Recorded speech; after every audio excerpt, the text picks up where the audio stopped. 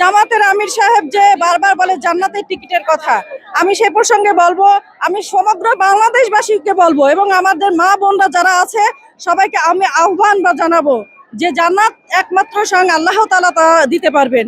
এর ব্যতিরেকে কেউ জান্নাতের টিকিট দিতে পারবেন না।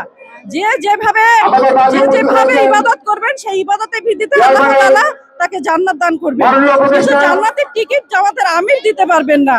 আমি মনে করি যে জামাতের টিকিটের কথা বলে আমার মা বোনদেরকে বিভ্রান্ত করা হচ্ছে এবং আমি আমাদের সকল মায়েদের পক্ষ থেকে, বোনদের পক্ষ থেকে সমগ্র দেশবাসীকে আহ্বান জানাচ্ছি 12 তারিখ ধানের শীষে ভোট দিয়ে নারী পুরুষ তরুণ বৃদ্ধ সবাইকে একসঙ্গে মিলেমিশে কাজ করার যে মনোভাব তারেক রহমান সাহেবের, সেই মনোভাবকে আমরা যেন বাস্তবায়িত করতে পারি ইনশাল্লাহ। ঈদের দিনের চেয়ে বেশি আমাদের আনন্দ লাগতেছে। দেখেন স্বতঃস্ফূর্ত ভাবে বিভিন্ন জায়গা থেকে মানুষজন আসছে, হ্যাঁ, আর এরকম আনন্দ আমরা অনেক বছর পরে আজকে দেশনেত্রী বেগম জিয়া আসছিলেন, তারপরে আমাদের তারেক রহমান সাহেব আসতেছেন। আমরা খুবই আনন্দিত।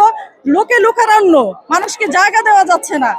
আর সবচেয়ে বড় কথা হচ্ছে যে 12 তারিখও আমরা ধানের শীষকে বিজয়ী করে ইনশাআল্লাহ গণতন্ত্রকে ফিরিয়ে আনবো, এই প্রত্যাশা নিয়ে আজকে আমরা এখানে আমাদের সবাই জনমত।